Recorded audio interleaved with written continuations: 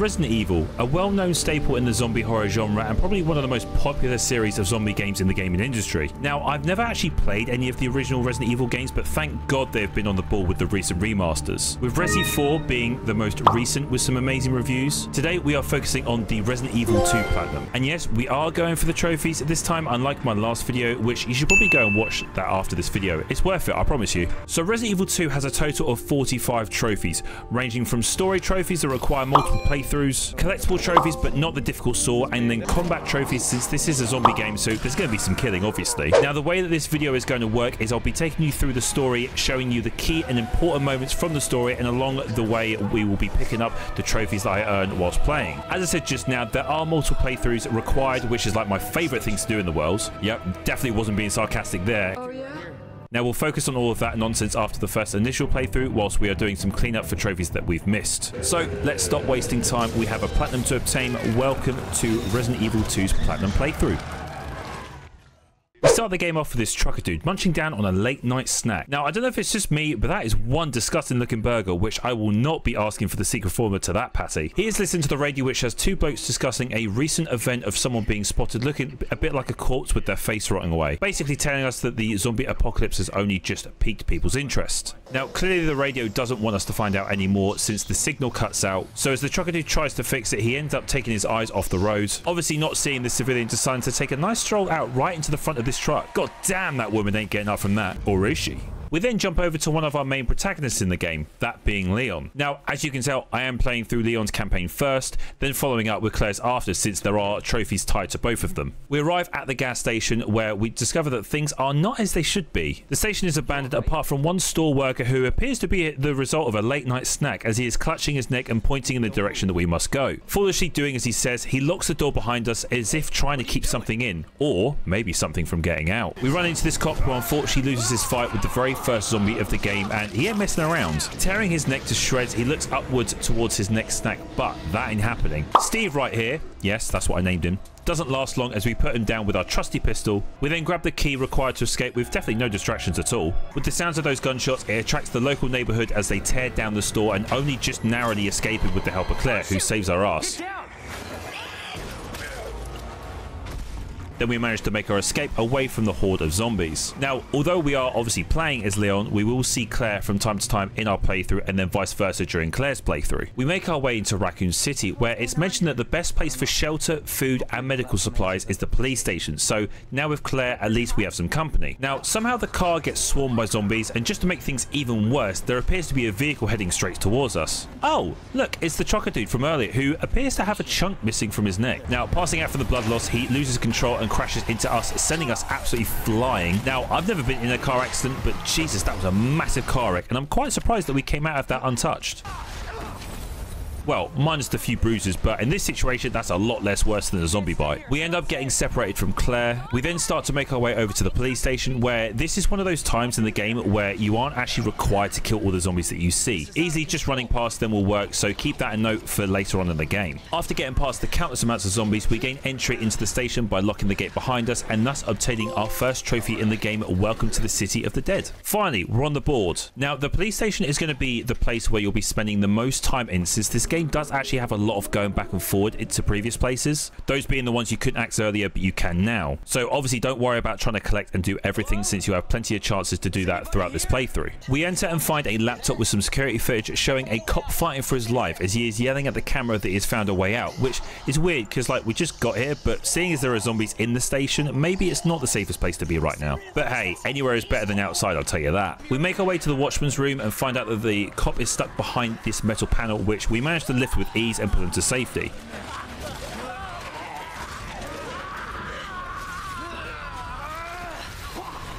Well, half of him, that is. Yeah, I'm not going to be blamed for that, I hope. We find a notebook showing us a diagram of the way out, but seems to be hidden behind some puzzles that we've got to figure out. Now that's good though, because I'm amazing at puzzles. We then make our way back to the lobby, but end up getting ambushed by some zombies, so we fight our way through and squeeze our way under the grate with the help of another fellow cop. Now, luckily we didn't have the same outcome as that previous cop, eh? Now, this is Marvin, and unfortunately, if you know anything about zombie games, we all know what's going to become of him, so I wouldn't really get too close to him, as you can see. He does save us though, so we've got to love him for that, surely. He pretty much tells us that the only safe way out is through a secret passageway, which only unlocks when we found the 3 medallions. Now, this next section doesn't really include much story content, since you kind of just get chucked into an open area for you to search around looking for those 3 medallions. So throughout that route, I did obtain some more trophies, so I'm just going to whiz right through them. So the first one was the basics of survival for combining 2 items together, being the different herbs you pick up that can give you health and resistant perks. I then failed at a very simple backstab, so with the knife in my inventory, I was able to counter a zombie's grab, giving me the Eat This trophy. Next, I tackled my first collectible of the game, being the Mr. Raccoon figures. There are 15 throughout the main game, and although they are quite scarce, you do hear a specific noise to locate them, which is a lot easier. Destroying the first one will give you the Vermin Extermination trophy. Then, in the same room as the Mr. Raccoon figure, I unlocked my first puzzle lock in the game, giving me the first break-in trophy. Now, be ready for these because there are a ton of them in this game. Also, in the exact same room, after unlocking both of those locks, you'll find a weapon attachment that can be attached to your pistol, unlocking the Customizer trophy.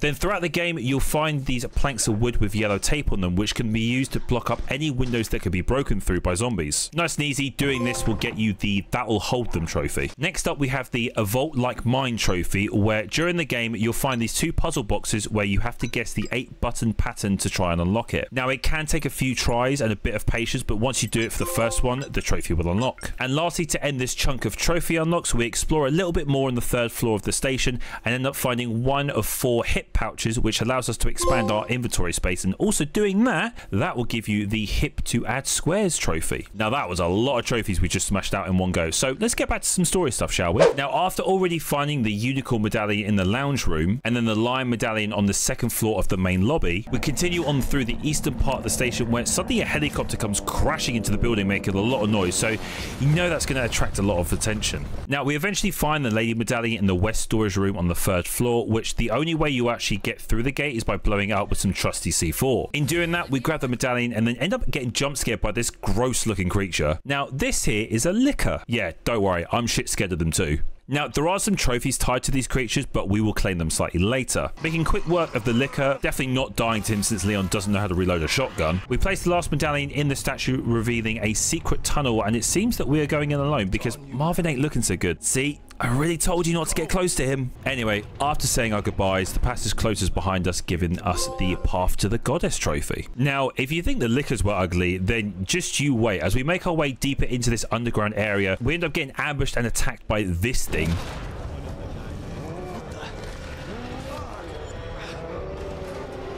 Yeah, not really sure what to call that at the moment, but this person's identity will be revealed slightly later on in the story. Now, although there is no health bar, this is actually the first boss fight of the game, and it isn't a particularly hard one. The weak spot for this dude is the eye that appears on his right shoulder, so shooting that will do extra damage with all the items that you can find located in the area. We hurt him enough, which flings him over the side of this railing into the darkness below. Now, surely we don't have to deal with him later, so I'd say that was a job well done. We climb our way out of the sewer grate and into a carpet where I swear Leon is just having the worst luck with things sneaking up on him. First zombies, then we've got lickers, and now we've got zombie dogs trying to eat us. Unlike that previous licker encounter, we almost get our face eaten off. That's as if we didn't have the help from this mysterious looking lady. Now, to start, she keeps her identity a secret, apart from that she is working for the FBI, and basically tells us that we should leave and not come back if we know what's good for us. Obviously, being Leon, we're not going to listen to her, and we start to follow her. Now, whilst following her, we actually managed to pick up another trophy, which is a similar one to the Eat This trophy that we got earlier. This time, instead of using a knife, having a flash or a normal grenade in your inventory, countering a zombie and then shooting the grenade while in the zombie's mouth, that will give you the Bon Appetit trophy. Not sure why I went a bit French there, but hey, it works. Progressing deeper, we find a bunch of jail cells, along with one of them being occupied.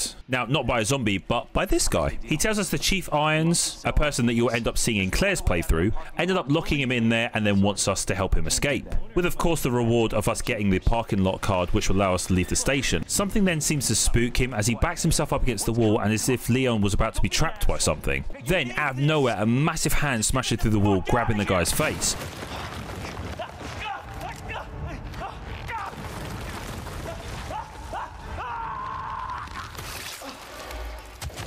Now, holy shit, that was brutal. Guess he didn't see that one coming. Get it? Because, like, the eye thing. And yeah, I'm sorry.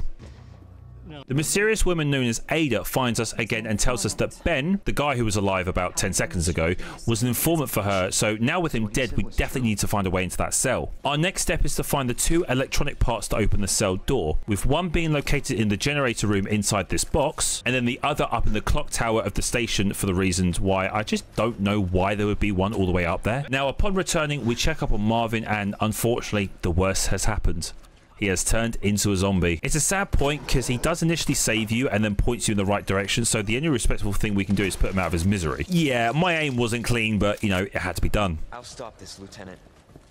I promise. We explore newer parts of the station for this last electronic part, but in doing so, we run into this happy fellow. Oh, so that's who squashed Ben's head earlier. Say hello to Tyrant, a top-secret experiment who only has one thought on his mind, killing. But, of course, to none of the zombies, only Leon. So, Tyrant is invincible just to make things even better and will constantly pursue you as long as he sees you. You can, in fact, stun him by loading him with bullets, and gladly for us, simply by shooting off his hat, you get the Hats Off trophy. Don't really know why that was my first thought of doing, but hey, it paid off. After juking him, we eventually make our way up to the clock tower, and after a few well-placed gears, we grab the second electronic part, which means we can now go open that cell and get the hell out of here. We head back down to the cell, and upon grabbing the parking garage key, we also find a voice recording with some juicy information on it. Apparently something about a G-virus, and that a massive sinkhole was to do with an underground lab called Umbrella. Not really enough to know what's happening, but things will piece themselves together later on. Of course, as we make some progression, Tyrant shows up, which, by the way, as a warning, this is not the only time that he does this, so beware. After very narrowly escaping Tyrant with the help of Ada and her trusty driving skills, we make a truce with her since she actually wanted that voice recording that we got off Ben earlier. So giving her that and then using the garage key, we finally make our way outside of the station, which also pops the Never-Ending Rain trophy. We notice that the road is out, or rather just missing altogether, so we have to make a detour into this gun shop, which we actually managed to find a few tasty items as we browse the shelves. One of them being a shotgun attachment, which of course is great, but then we find a letter. Yes, I am actually getting excited about a bit of paper, but it's actually a letter from someone named Jill, written out to a guy called Kendo. Now, for any fans of the franchise, you'll know who that is, but for anyone who doesn't, I'll just leave this letter as it is since I don't really want to spoil anything for you. But in fact, with finding this letter, we actually get the Chasing Jill trophy. Exploring the store further after some light reading, we get held at gunpoint by this bloke who is only doing this out of protection, but not for him. Turns out that he has a daughter, and she's actually looking worse than what Marvin looked like earlier. With Ada having no heart, she proceeds to try and terminate the guy's daughter. Yes, she said terminate, her words, not mine, but come on, Ada. Are you really willing to shoot a kid like that? Now, obviously, Leon isn't about that life, and actually has a good heart, unlike Ada. We leave the father and daughter as asked, which sparks a fire in Leon since the main reason for becoming a cop was to help people like that little girl. We do unfortunately hear a vague gunshot, so you can only assume what happened, and as cruel as it sounds, it's better than letting her turn. We continue on and find our way at the entrance of a sewer pipe, and of course, like every single game that you've ever played, the next section of this game, we are going to be deep and dirty in the sewers. We continue through with Ada, and bit by bit, she slowly tells us more about what she's trying to uncover. Like, the reason we are in the sewers is because we are looking for someone called Annette Birkin, a scientist who works for Umbrella. Now, you know how sometimes when you mention someone's name, they then just appear? Oh, look, there she is. Wow, that was pretty easy. Obviously, she gets spooked when we pull our guns on her, like any normal person would. She narrowly escapes, but not without causing some problems, as she returns fire and hits Leon as he leaps in front of Ada. You know, being the amazing protagonist that he is. Now, with that outcome, this is where the game switches up a little bit. Now, not really much happens, apart from we have another brief run-in with Tyrant. Trying to squish us, Annette flings us off of the platform, landing in a not-so-good way.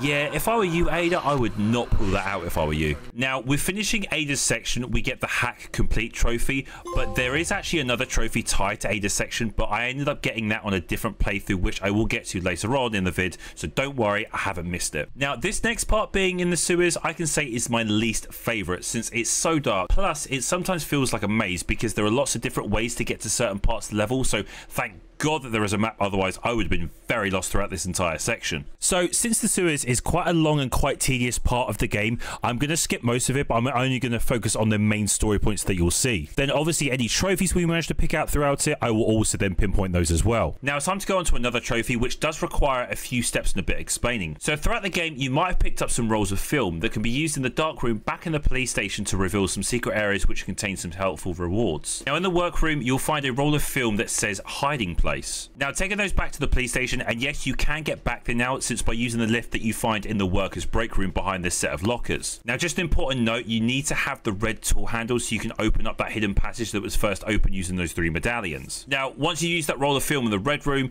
it will show you 2 different locations of where the hiding places are. One will be in the press room in a drawer in the back left corner of the room, and then the other one is up in the STARS office in this back room in one of the drawers. Once finding both of these, this will give you the treasure hunter trophy. Now, to unlock the 2 massive doors in the garbage room where Ada is peacefully napping, we have these simple switches to pull. You know, nice and easy. Well, it would be if it wasn't for this guy again.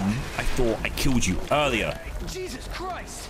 So, looks like it's time for round 2. Now, this boss fight's main way of killing him is by using the crane that has this containment crate attached to it. Simply by pressing the button, we'll swing it round and knock this mutant off the platform. Sounds easy, right? This did tempt me a few tries, but after some perseverance, we get the better of him and then send him into the dark depths again. He has to be dead now, right? Now, again, there is a trophy tied to this boss fight, but I didn't actually get it on this run again, so we will get that done later. After defeating that monster, we finally reunite with Ada, where our next plan of action is to get to Nest, Umbrella's lab, which currently is directly below us, and now lucky with Ada's fancy new bracelet, we can now use that cable card to go deeper underground. Now, at this point in the story, Leon and Ada have grown accustomed to each other, so they share a few close feelings and end it with Ada out of all the people making the first move. I would say that he is more than just a rookie now. Okay, I'll stop being weird. We finally arrive at the lab, and then we get the a great need for a shower trophy. So, as expected, the lab seems to be completely abandoned and quiet, maybe a bit too quiet. As we progress through, we find a dead scientist with a level 2 bracelet, which will fit very nicely to our level 1. That then allows us to pass through more locked doors, since something is clearly going on, which explains the lockdown. Heading into the east area of the facility, we find yet another dead scientist, but I wonder what happened to him. Now, the facility seems to be infested by some sort of plant, since we are introduced to a new enemy. Now, these are called Ivy. Would have never guessed that, right? Now, all I'd say is, remember that flamethrower that we found earlier? Yeah, make good use of that, since obviously fire works best against plants. Turns out we need to disinfect that room with all the plants in it so we can gain entry to it and then grab that level 3 bracelet. After dispensing some sort of solution that allows us into the greenhouse, there are still some annoying vines that block our way, so we've got to fill up that capsule with something stronger. Along the way, while searching around, you'll find this signal modulator, which you actually need for a later trophy, so make sure you grab it. We finally make our way to the low temp testing lab, freeze the solution, then run all the way back around so we can disinfect the entire greenhouse and make a path to that helpful level 3 bracelet. Now, instead of activating the bridge to the west side area, we actually take a detour, and remember that room where we picked up the level 2 key card? Now, there is a slot where you can use the signal modulator to power up that room and then get some goodies. You'll find one of the Mr. Raccoon collectibles in the first sleeping pod, but more importantly, a hip pouch where if you've been very thorough in searching for everything, then this should be your last one, and just like me, you'll get the A Waste of Space trophy. Now, getting back on track, we head down the west bridge and past one of the dead soldiers, which make sure you pick up the cassette tape by him, since it's actually quite important to the story. We enter a room that has all of these body parts of attempted experiments, and oh look, we got the last file to ourselves, this being the G-Virus. Now, you might recognise this room, since if you remember that cassette tape that we watched earlier, yep, all of that happened in this room, and considering that we just took the level 4 G-Virus file, probably means that monster that we've been fighting countless amounts of times is the result of one of these vials. Oh look, speaking of him, here he is again. I swear when I mention people's names, they just end up showing up. Like, what is it with some people? Like, this thing just won't leave me alone. Annette then sprints straight past us, firing some sort of acid round at the monster, or should I say William, since this is in fact her husband. Turns out that William had been critically injured, and the only way that he could actually stay alive was to inject himself with the virus, but the reason why it's been slightly different every time we've seen him is because of it being a level 4 vial. Now, with this happening, Annette has been trying to stop him this entire time, so although that she did create the virus, it was never actually meant to be used like that. Now, thinking that William was dead, he lunges and grabs Annette, crushing and yeeting her at the wall. And like that, we now get to see what a level 4 mutation looks like, and damn, that's a cool looking monster. Now, with Annette being selfish, she traps us and the monster by lowering the platform with no way for us to escape, so I guess it's Leon to the rescue again for the third and hopefully final time we fight this dude. Now, this boss is pretty similar to the first time that we fought him. Shoot him in his eyes and do extra damage, and pick up any items that are in the room to help you fulfill that. Challenging, but still possible with some well-placed shotgun shots, and we put him down for good. No trophy though, that's a shame. Battered and bruised, we check on to see Annette in a much worse state than ourselves. Yeah, just imagine having your entire body just crushed like that. Now that's gonna hurt. She asks us to destroy the virus, and since our plan was to hand it over to the FBI, she doesn't like that idea, saying that Ada is actually a mercenary and that she is going to betray us and sell the virus to the highest bidder. Come on, you're gonna make me pick between destroying it or Ada? Like, I can't because, you know, she's Ada. After a few final words, she dies and leaves us with a tough decision to make. Now that the facility is powered, we can backtrack a little bit and then actually see what happened amongst those soldiers we saw in that recording earlier. By the looks of it, William knew that the soldiers were coming, so in an attempt to secure and hide the G-Virus samples, he resisted the soldiers' demands, resulting in him getting lit up by bullets. Now that explains the flashback we had when talking to Annette earlier. Now, with the whole facility going into self-destruction mode, we need to get the hell out of it, and quickly. Turns out that Ada does too, since we actually run into her again and we're a bit on edge with her, for good reason. We confront her about the previous accusations which she doesn't like. She pulls the gun on us and demands the samples since she's just simply doing her job. Leon, being the badass he is, he doesn't back down and accepts his fate, but Ada can't pull the trigger. Maybe she does care for us. Then a stray bullet whizzes past us and hits her in the shoulder, that coming from Annette. Why does no one die in this game properly? The platform collapses under us, and choosing to save Ada, the virus rolls off the edge into the depths below, which satisfies Annette before she slides to the floor, dying properly this time. And yes, she is dead now. Still holding on to Ada, you can see it in her eyes that she knows what must be done for Leon to save himself and to let go. His grasp slips and then she falls to her death. Now, with Leon by himself, he now needs to focus on getting the F out of here. So with this next segment, it involves a 10-minute timer, which there is a trophy tied to this part, so I advise you to be as quick as you possibly can. Trust me, it will make life a lot easier in a short bit. During the escape, we run into a monitor room and then finally notice someone that we can actually trust, that being Claire. Turns out that she is down here too, but not much else is said since the signal between the monitors cuts out. Don't worry about Claire, we will see her comings and goings in her playthrough. Now, this whole time segment just has you trying to get past countless amounts of zombies, which most of them you can just save time and ammo by running past them. Annoyingly, there is one person you can't just run past.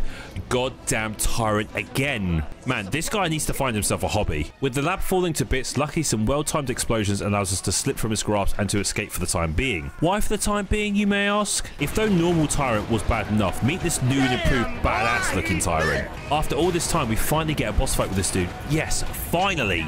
Now, as you can see, I didn't have the best luck with fighting Tyrant.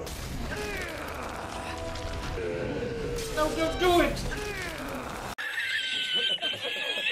Yeah, as you can tell, I was struggling just a little bit. So remember when I mentioned that there was a trophy you have to focus on later? Well, if you manage to kill Tyrant with 5 minutes to spare on the timer, you get the In the Blink of an Eye trophy. Obviously, if you die many times just like I did, the timer will reset, so don't panic about that. After doing a certain amount of damage to Tyrant, we get delivered a very nice looking rocket launcher by a mysterious person. We lunge for the rocket launcher and blow Tyrant to pieces, finally ending this wild bounty hunt that he had on us, but also giving us that juicy trophy that I mentioned earlier. Things managed to go Leon's way since we escaped by catching an underground train and finally getting a minute to chill as we miss Ada whilst holding onto her bracelet. But turns out we aren't alone. Oh, it's Claire and she has a child with her.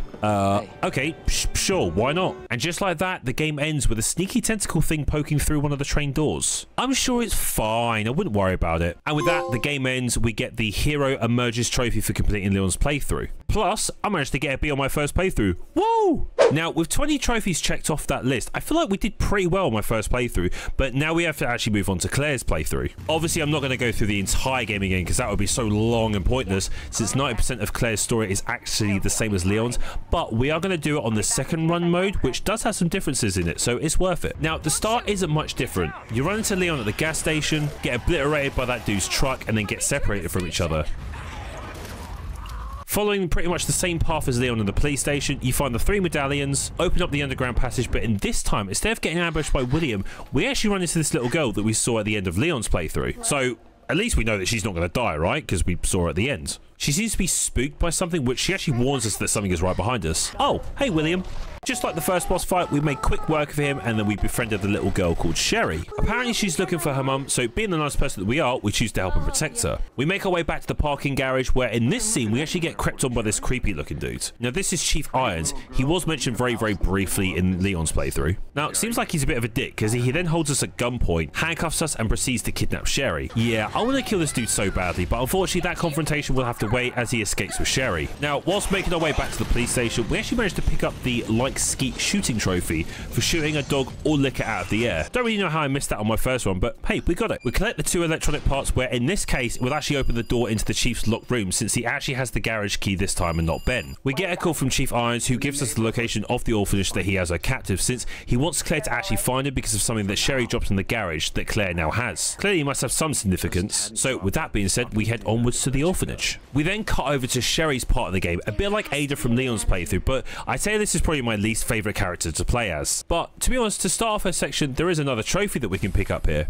All you need to do is escape the bedroom that you're trapped in under a minute. Fairly easy, since all you have to do is find this puzzle piece inside of this creepy looking doll, solve the puzzle with said piece, getting the scissors, and then slicing open the exit, which will then pop the young escapee trophy. Now I did fail a few times on this, so make sure you actually save the game just before this part so you don't have to reload it. Now moving on with Sherry, her section of the game isn't the most exciting thing in the world, as I mentioned earlier. All you pretty much do is you just sneak around looking for the key for the front door, which annoyingly Chief Iron has. Being centimeters away from the key, he catches us, but before making our attempted escape, we do manage to splash him with some acid, melting half of his face away. Lovely. We eventually grab the key and unlock the door to freedom. Oh, damn it, there's a chain blocking us. What? Won't open. Nice try, Sherry. Making a detour, we run back to his office where we end up actually getting saved by William, who only appears to be in his level 1 phase, so partly he is still human. Wonder why he didn't attack Sherry.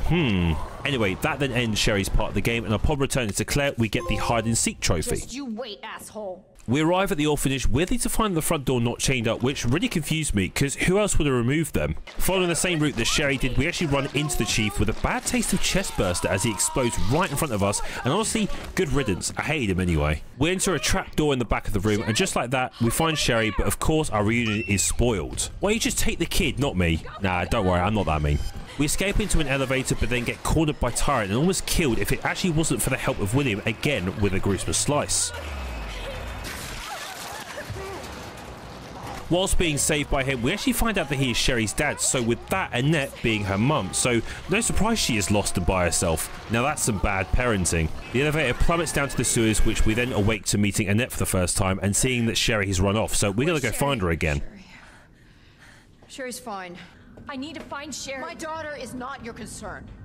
We find her in the same place where we found Ada, since she's been trapped there by her mum because she doesn't want her running off again, but we choose to ignore that and then to go save her. Obviously, I'm not going to talk about the sewers again because, like, who would? It's horrible. But we did in fact manage to pick up 2 trophies along the way that I missed in Leon's playthrough. The first one was for opening all of the safes and padlocks in the game, giving us the Master of Unlocking trophy. And then remember how I failed at knocking the stage 2 boss off with that crane only once in the first playthrough? Well, I actually managed to successfully do it this time, so I got the Gotcha trophy. Very nice. We rescue Sherry, but we find her in a bad state since it actually looks like she's been infected with the G virus. Surely her mum didn't do that, did she? Well, it doesn't really matter since we need to now go find something to save her. So we make our way down to the lab where she has to rest up while we go searching out for some sort of antidote. The story pretty much repeats itself, but we make our way through the facility grabbing the antidote for Sherry. This time though, using her locket as a key to access the vials, so glad we held on to that. We defeat the stage 3 virus boss for the second time since Claire is just as badass as Leon can be. Then returning back to Sherry, we give her the vial and everything seems okay again.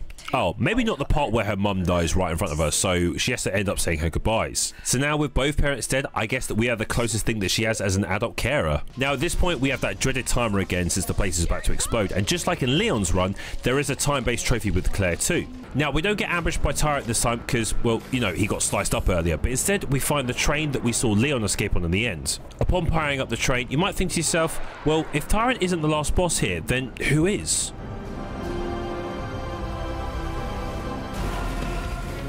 Oh, William is back for the 4th time. Yep, this is his stage 4, so he is even more scary and mutated, but that doesn't stop us. After many bullets, we put him down for good, and luckily for me, we get the With Time to Spare trophy for defeating him with 4 minutes left. As you saw, the timer was down to its last second, so I was so close to messing this one up, but we got it. Hopefully now we can relax, since this is the point where Leon shows up and both stories are connected for a nice reunion at the end. Well, it would have been if there wasn't for some weird noise coming from the back of the train. What was that? I don't know. Oh my god, he's back again. Come on. You know what? Screw this. With that final fight, we make it to the surface, where it seems to be pretty peaceful. Apart from this dude speeding past us, flipping us off. What a douche. They walk away into the sunset for a nice, happy ending, and just like that, Claire's playthrough is done, and we get 2 trophies this time. A heroine emerges for completing her story, and then Broken Umbrella for witnessing the true ending, which is for playing this game on the 2nd run. Now, with the 2 main story playthroughs completed, there are actually 5 separate modes the game has, but I will talk about those a little bit later, since we still got some trophies to get, which requires even more playthroughs. Oh, I know, right? Plus, we do have some clear up to do with some miscellaneous trophies too. So for the first playthrough, I went for the Frugalist trophy for not using any health items in a single playthrough, and also Minimalist for completing the game without using the storage box. So with that in mind, I started up a new playthrough whilst not using the storage box or any health items, and the 2 trophies popped to the ends. During that same playthrough, I replayed Ada's section and I got the One Slick Super Spy trophy for only using the EMF visualizer, which honestly wasn't that hard at all. I then loaded up another Claire playthrough since I was missing one more Mr. Raccoon, which was right at the very beginning of her story. So I shot that and then got the complete Vermin Extermination trophy. Now next up, we did a hardcore run on Leon's playthrough, where after completing that, we got the Hardcore Rookie trophy and also the Leon S. Kennedy trophy for getting an S ranking on that same playthrough. And then just to top it off, during that same playthrough, I managed to get the A Small Carbon Footprint trophy for taking less than 14,000 steps in a single playthrough. Then, as tedious as it sounds, we got to do that all over again, but this time that will be on Claire's end. So playing through her playthrough on the hardest difficulty, we will get the Hardcore College Student and then the Sizzling Scarlet Hero trophies. Now moving away from the main game, there are 4 other challenge modes which has you start from point A, fight your way through countless amounts of zombies whilst being provided with very limited resources and making your way to the very end without dying. Sounds hard and annoying, right? You bet it is. So after completing the first 3 that the game gives you, you'll end up unlocking the 4th Survivor Challenge, and the reason that we care about this specific one is because after completing that specific challenge, you'll get the Grim Reaper trophy. Now after doing that, the final challenge, No Way Out, unlocks, which is slightly different to the others. You get placed in a gas station from the beginning of the game, where the main goal is to basically survive until you've killed all 100 zombies. Now in this small, narrow space, you have to be really careful with where you go, what weapons you use and what enemies in order to survive. Now, as hard as this sounds, I actually ended up completing this on my second go, which I was very surprised by. Clearly, I'm just built different, obviously. So with completing that, you'll get the Hell of a Sheriff trophy.